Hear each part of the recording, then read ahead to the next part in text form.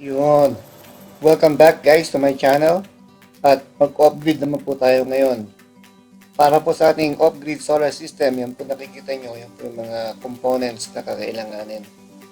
At bago po natin isa-isahin, ikumpara po muna natin siya sa grid tie solar system na ating mga na-discuss o na-present sa mga previous videos. Tingnan po natin. Grid tie solar system, bukod po sa wire na kailangan natin ng medyo components, syempre po kailangan natin ng solar panel. Yan po yung nag-harness ng power from the sun. At kailangan po natin ng disconnect. Isa po para sa AC side at DC side. So, bali dalawa po kailangan natin na disconnect. At syempre, kailangan natin ng grid tie inverter. So, yan pong kulay blue na nakikita natin. Yan po yung halimbawa ng inverter or grid tie inverter with limiter. Okay? Tapos, para naman po sa mga with no limiter, halimbawa po niya na itong microinverter na ikinokonect malapit sa solar panel. Okay? Yan po yung microinverter. Tapos, meron din tayong grid tie inverter na makikita sa merkado na inexpensive or affordable. So, ganyan po mga klase na makikita natin. Okay guys, punta naman tayo sa off-grid solar system at kung ano mga components nito. At syempre, bukod po sa solar panel at AC-DC disconnect, madadagdagan po ang ating component ng charge controller. Okay?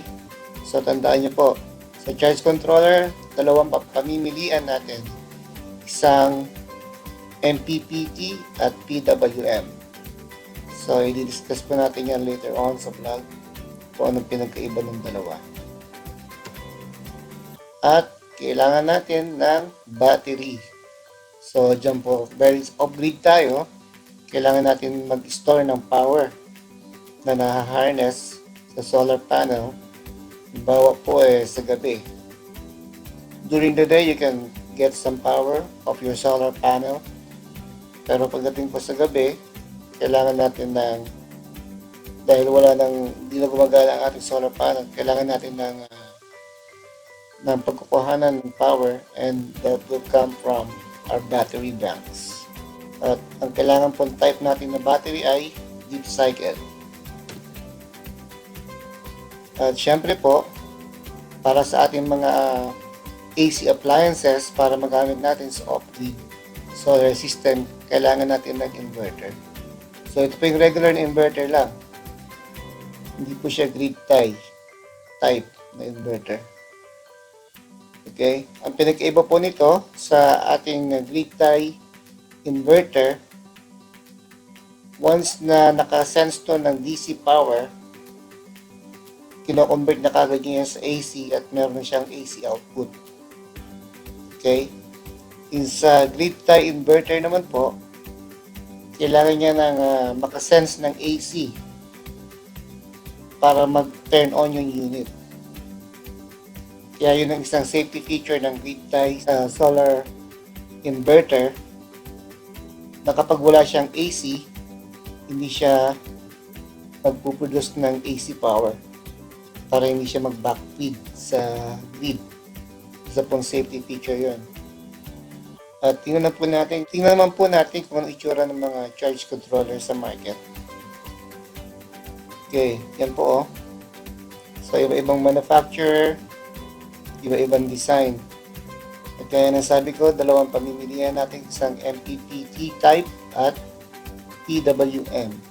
At i-explain po natin yan later on sa ating mga vlog. Okay guys, tingnan naman natin yung mga reasons kung bakit kailangan mag-off-grid at magtayo ng off-grid solar system. Unang-una, self-sufficient. at ayaw umasa sa isang utility company para sa source ng kanilang power. Okay? Iba naman yun lang napili nilang lifestyle. At naobserbahan po natin sa Amerika, sa Europe, karamihan po ng mga retiree, they buy a piece of land in the middle of nowhere. Literally, nag-off-grid sila para po magkaroon sila ng sustainable life. Ay isa po itong option para sa kanilang source of power, ang off-grid solar system. Naobserbahan din po natin na kaya po karamihan retiree ang mga gumagawa nito, they already have the funds. They actually plan this to live off-grid. So, kailangan po merong initial na pondo to build one. At yung iba naman, ay advocate lang sila ng renewable energy. Okay? Other than wind power, halimbawa lang po, biomass ay solar po ang isang source. And yung iba naman parang walang choice kasi yung utility grid ay hindi accessible sa area nila. At isang option is to build their own system, which is off-grid solar system. Okay guys, may mga iba lang sa mga kadahilanan kung bakit kailangan mag-off-grid solar system. Thank you guys for watching. For our next video, papakita natin yung mga basic connection or basic setup ng isang off-grid solar system. Abangan nyo po yun. And don't forget to subscribe, and I'll see you guys on my next video. Bye!